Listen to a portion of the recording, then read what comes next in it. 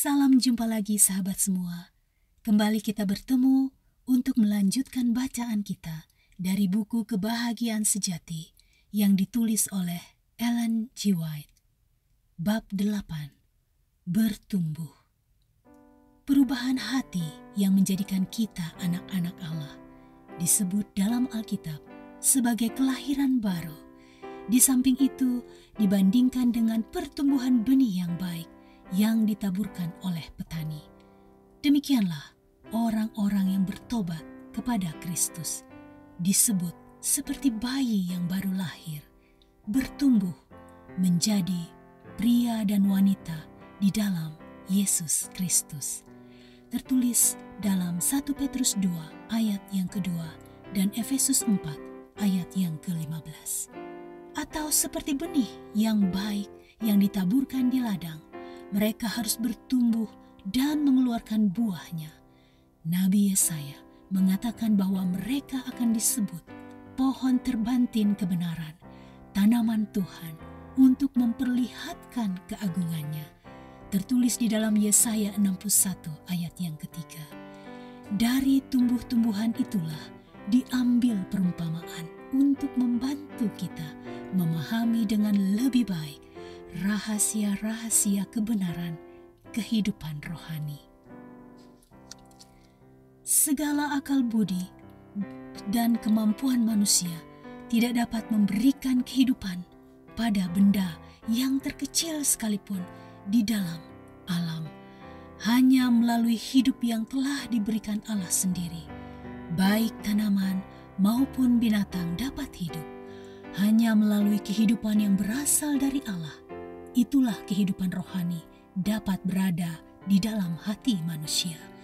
Kecuali manusia itu dilahirkan kembali, dia tidak dapat menjadi seorang pewaris kehidupan untuk mana Kristus datang untuk memberikannya.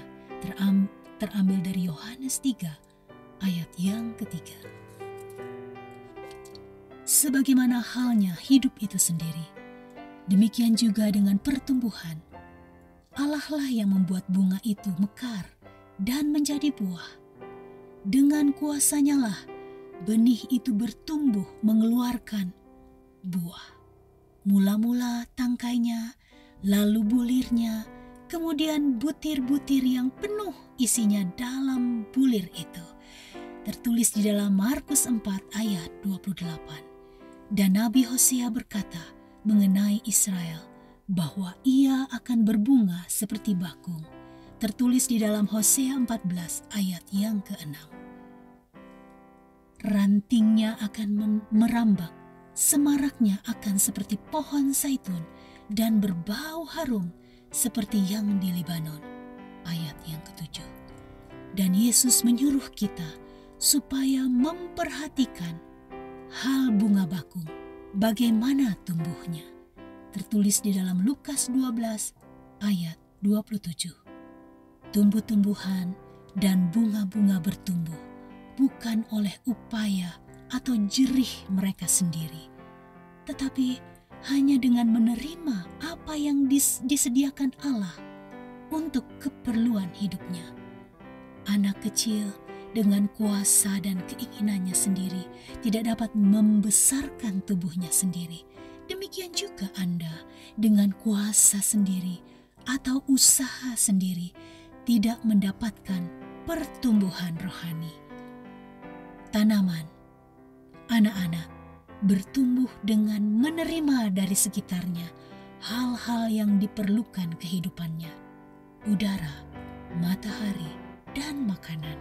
Sebagaimana segala pemberian alam ini kepada hewan dan tumbuhan, demikian juga Kristus bagi orang-orang yang berharap kepadanya. Dialah terang kekal bagi mereka, matahari dan perisai. Tertulis di dalam Yesaya 60 ayat yang ke-19 dan Mazmur 84 ayat yang ke-12. Bahwa dia akan menjadi seperti embun bagi Israel. Tertulis di dalam Hosea 14 ayat yang ke-6. Kiranya ia seperti hujan yang turun ke atas padang rumput, tertulis di dalam Mazmur 72 ayat yang ke-6. Dialah air hidup, roti yang turun dari surga dan yang memberi hidup kepada dunia. Tertulis di dalam Yohanes 6 ayat 33.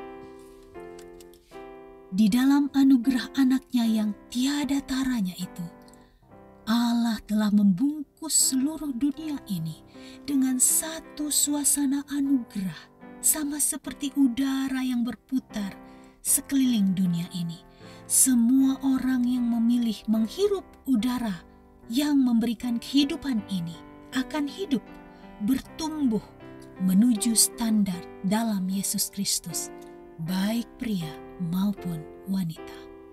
Sebagaimana bunga menghadap matahari, sehingga sinarnya membantu menyempurnakan keindahan dan perpaduannya, demikian pula seharusnya kita berpaling kepada matahari kebenaran itu, sehingga sinar yang turun dari surga menerangi kita dan tabiat kita dapat dikembangkan menjadi serupa dengan Kristus.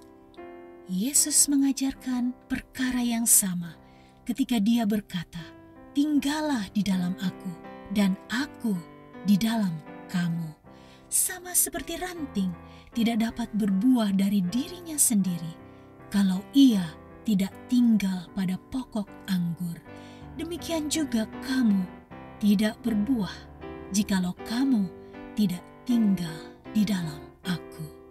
Sebab di luar Aku, kamu tidak dapat berbuat apa-apa.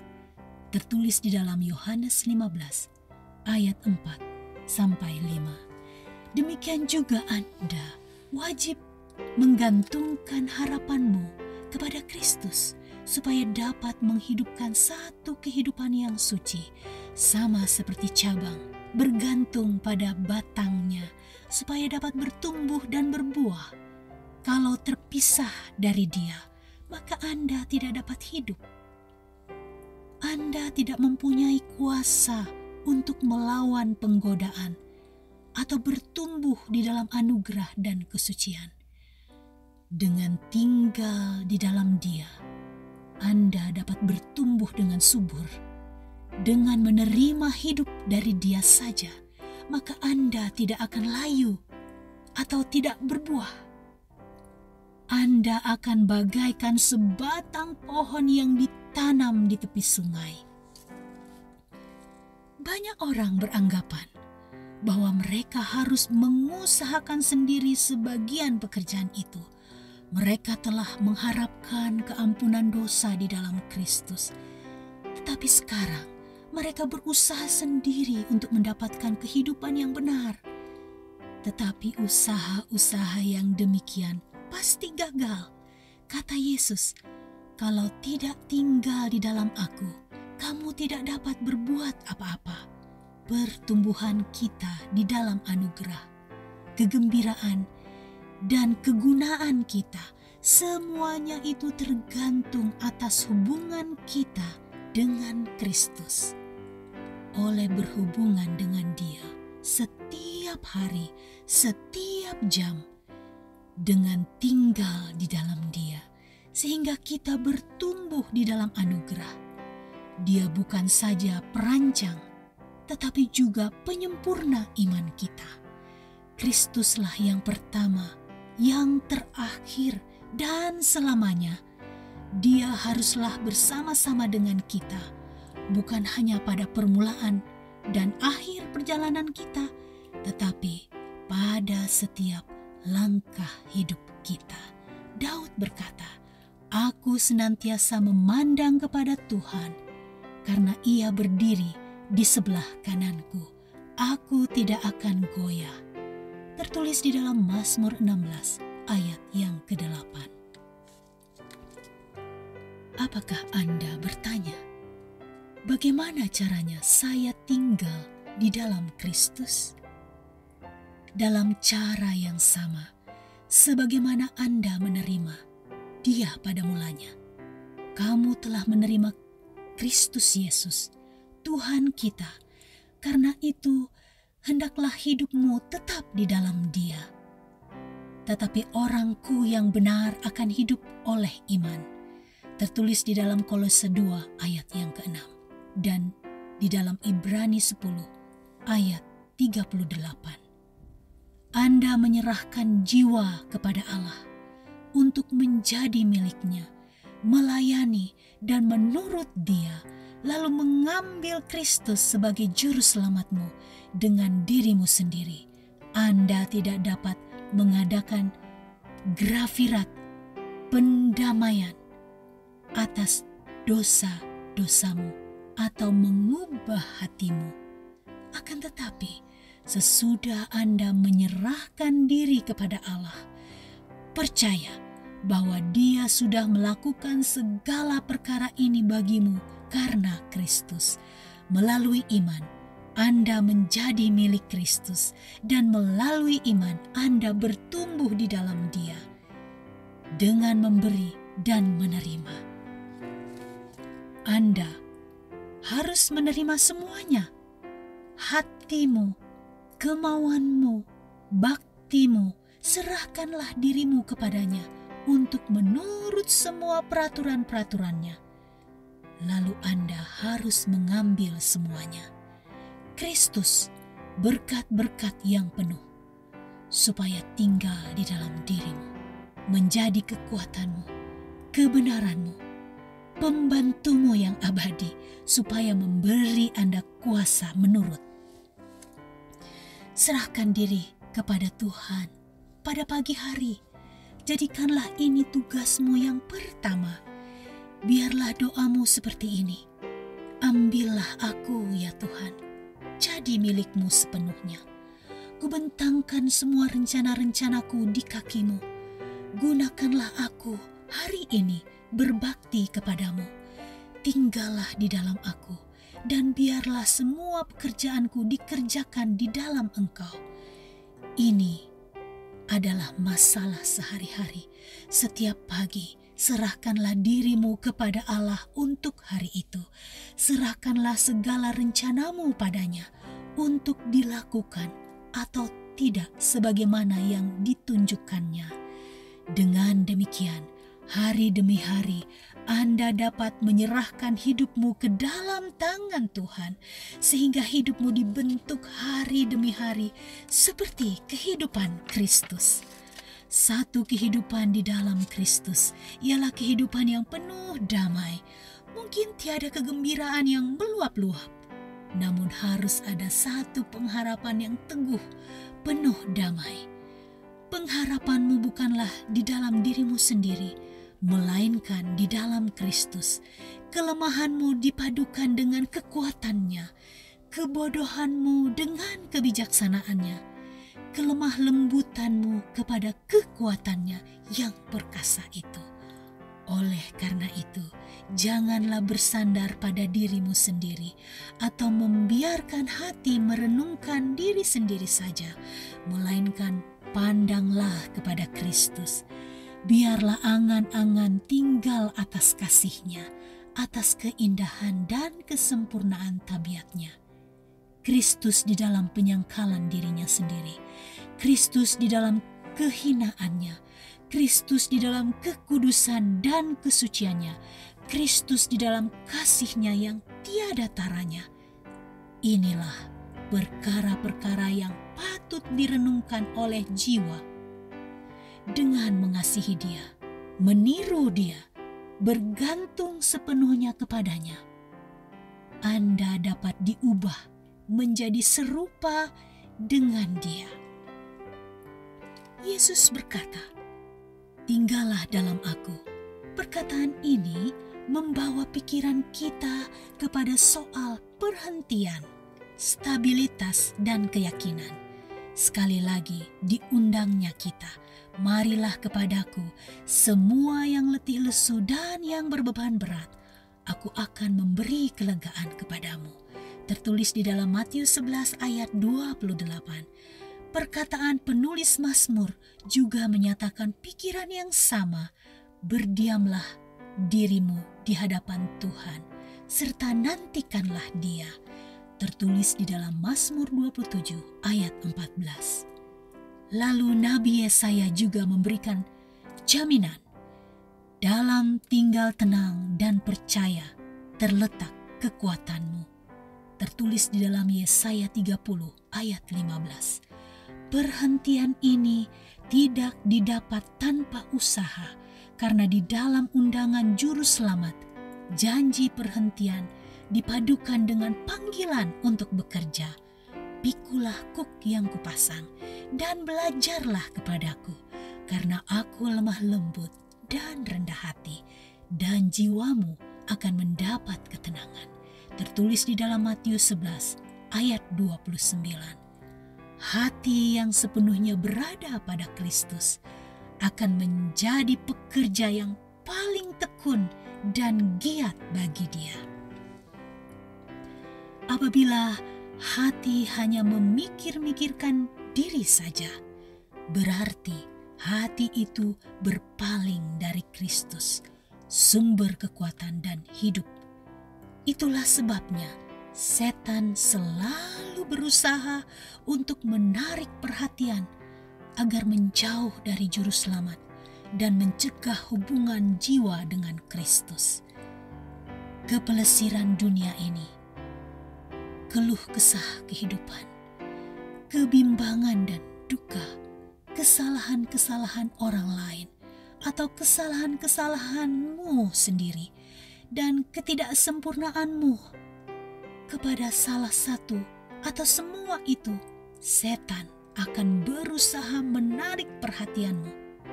Janganlah disesatkan oleh tipu dayanya. Banyak orang yang tulus dan ingin hidup bagi Allah, dia sering menuntun untuk memikir-mikirkan kesalahan-kesalahan dan kelemahan-kelemahan mereka sendiri, dan dengan demikian menceraikan mereka dari Kristus. Setan berharap memperoleh kemenangan. Janganlah kita menjadikan diri kita sebagai pusat dari segalanya dan selalu cemas apakah kita akan selamat atau tidak. Semua ini akan memalingkan jiwa dari sumber kekuatan kita itu. Serahkanlah pemeliharaan jiwamu kepada Allah dan berharaplah di dalam Dia. Berbicara dan berpikirlah mengenai Yesus. Biarlah dirimu lebur di dalam Dia. Buanglah segala kebimbangan. Enyahkan segala khawatirmu. Katakanlah seperti yang diucapkan oleh Rasul Paulus. Namun aku hidup, tetapi bukan lagi aku sendiri yang hidup, melainkan Kristus yang hidup di dalam aku. Dan hidupku yang kuhidupi sekarang di dalam daging adalah hidup oleh iman akan Anak Allah yang telah mengasihi aku dan yang menyerahkan dirinya untuk aku. Tertulis di dalam Galatia 2 ayat 20. Tinggallah di dalam Kristus. Dia dapat menjaga apa yang telah Anda serahkan kepadanya. Jika Anda mau menyerahkan dirimu ke dalam tangannya, maka Dia akan menjadikan Anda lebih dari pemenang di dalam Dia yang telah mengasihi Anda. Ketika Kristus mengenakan keadaan manusia pada dirinya, Dia mengikat kemanusiaan kepada dirinya sendiri melalui satu ikatan kasih yang tidak akan pernah dapat diputuskan oleh sesuatu kuasa kecuali pilihan manusia itu sendiri. Setan selalu mengadakan pikiran-pikiran yang akan membujuk kita memutuskan ikatan ini, supaya memilih untuk memisahkan diri dari Kristus. Disinilah kita perlu waspada, berusaha dan berdoa, supaya jangan ada sesuatu yang dapat membujuk kita memilih Tuhan yang lain. Karena kita senantiasa bebas melakukannya. Tetapi marilah kita menetapkan pandangan kita kepada Kristus. maka Dia akan memelihara kita. Dengan memandang kepada Kristus, kita selamat. Tidak ada sesuatu yang dapat merampas kita dari tangannya. Dengan senantiasa memandang Dia, kita diubah menjadi serupa dengan gambar-Nya dalam kemuliaan yang semakin besar. Tertulis di dalam 2 Korintus 3 ayat 18. Demikianlah murid-murid Yesus yang mula-mula itu mendapat wajah seperti Kristus yang dikasihi. Manakala murid-murid itu mendengar kata-kata Yesus, mereka merasa memerlukan Dia. Mereka berusaha mencari lalu mendapatnya, dan mereka mengikuti Dia. Mereka bersama-sama dengan Dia di dalam rumah, di meja makan, di dalam bilik, dan di ladang. Mereka bersama Dia sebagai murid dengan seorang guru. Setiap hari menerima pelajaran-pelajaran kebenaran yang suci dari Dia. Mereka menatap kepadanya sebagai hamba kepada Tuannya, mempelajari tanggung jawab mereka. Murid-murid itu pun adalah manusia yang sama seperti kita. Tertulis di dalam Yakobus 5 ayat 17. Mereka juga mempunyai peperangan yang sama untuk memerangi dosa. Mereka memerlukan anugerah yang serupa supaya dapat menghidupkan satu kehidupan yang suci. Bahkan Yohanes sendiri, murid yang disayangi itu, salah satu yang paling dekat persamaannya dengan Juru Selamat, bukanlah secara alami memperoleh keindahan tabiat itu. Dia bukan saja membesarkan diri sendiri serta menginginkan kehormatan, tetapi juga seorang yang mudah tersinggung dan gampang marah, walau oleh kesalahan yang kecil sekalipun. Tetapi karena tabiat Kristus dinyatakan kepadanya, maka dilihatnyalah kekurangannya, dan pengetahuannya ini merendahkan dirinya. Kekuatan dan kesabaran, kuasa dan kelemah lebutan, keagungan dan kelembutan yang tampak di dalam kehidupan anak Allah sehari-hari telah mengisi jiwanya dengan pujaan dan kasih. Hari demi hari, hatinya ditarik kepada Kristus sampai akhirnya pandangan terhadap dirinya luluh karena kasihnya kepada Tuannya.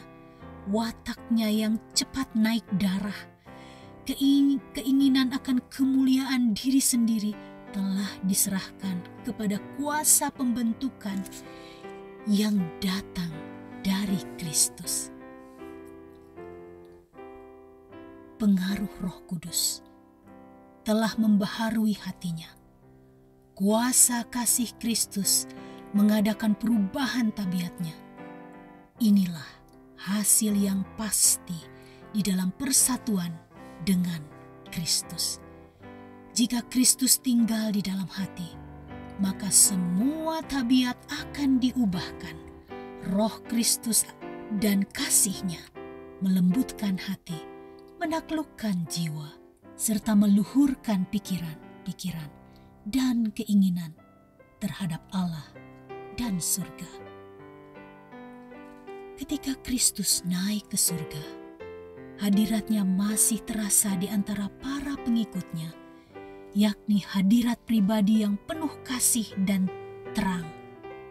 Yesus Juru Selamat yang telah berjalan dan berbicara serta berdoa bersama mereka, yang telah mengucapkan kata penghiburan dan pengharapan dalam hati mereka. Ketika kabar damai masih diucapkan bibirnya, Dia telah diangkat dari antara mereka dan dibawa ke surga. Dan bunyi suaranya yang muncul lagi kepada mereka, sementara awan-awan malaikat surga menerima Dia. Dan ketahuilah, Aku menyertai kamu senantiasa sampai kepada akhir zaman. Tertulis di dalam Matius 28 ayat yang ke-20. Dia telah naik ke surga dalam keadaan manusia. Mereka tahu bahwa dia telah berada di hadapan hadirat Allah, menghadapkan tebusan darahnya sendiri yang amat berharga itu, memperlihatkan luka di tangan dan kakinya sebagai kenangan nilai tebusan yang telah ditunaikannya untuk orang tebusannya. Mereka tahu bahwa dia telah naik ke surga untuk menyediakan tempat bagi mereka, dan dia akan datang kembali menjemput mereka bagi dirinya. Pada waktu mereka berkumpul bersama-sama setelah kenaikan itu, mereka ingin mempersembahkan permohonan-permohonan kepada Allah Bapa di dalam nama Yesus. Di dalam getaran yang kudus, mereka tunduk dalam doa, mengulangi jaminan yang telah diberikan itu. Segala sesuatu yang kamu minta kepada Bapa akan diberikannya kepadamu dalam namaku. Sampai sekarang, kamu belum meminta sesuatu pun dalam namaku. Mintalah, maka kamu akan menerima, supaya penuhlah sukacitamu. Tertulis di dalam Yohanes 16 ayat 23-24. Semakin lama, semakin tinggi mereka yang mengangkat tangan iman dengan alasan yang kuat. Kristus Yesus yang telah mati, bahkan lebih lagi yang telah bangkit dan yang ada di sebelah kanan Allah yang menjadi pembela kita. Tertulis di dalam Roma 8 ayat 34. Dan masa Pentakosta telah menghadirkan penghibur itu ke hadapan mereka, tentang mana Kristus telah katakan, "Dia diam di dalam kamu." Dan dia kemudian berkata, "Adalah lebih berguna bagi kamu jika aku pergi, sebab jikalau aku tidak pergi, penghibur itu tidak akan datang kepadamu. Tetapi jikalau aku pergi, aku akan mengutus dia kepadamu." Tertulis di dalam Yohanes 14 ayat yang ke-17 dan Yohanes 16 ayat yang ke-17.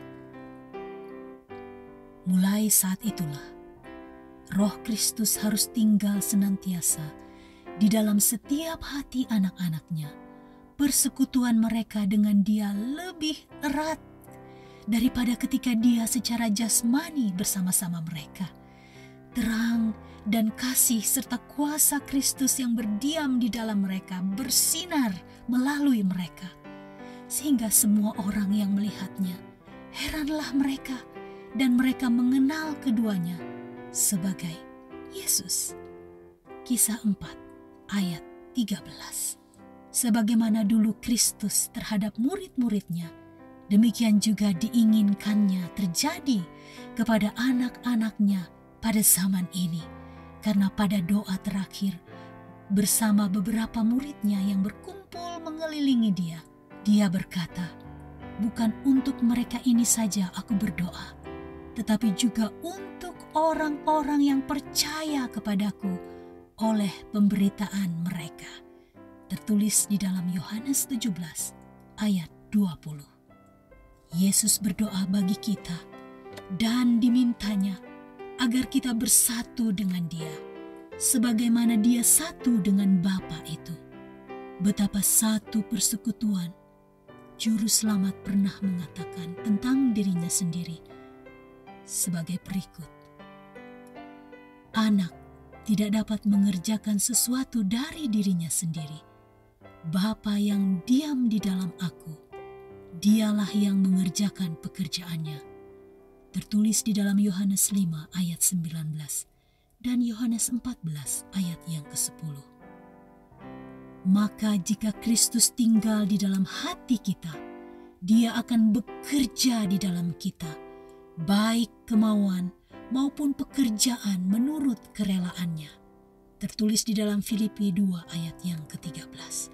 Kita akan bekerja seperti Dia bekerja. Kita akan menyatakan roh yang sama pula. Oleh karena itu, mengasihi Dia serta tinggal di dalamnya maka kita akan bertumbuh di dalam segala hal ke arah Dia, Kristus yang adalah kepala. Tertulis di dalam Efesus 4 ayat yang ke-15. Demikianlah bacaan kita pada hari ini. Kiranya terberkati.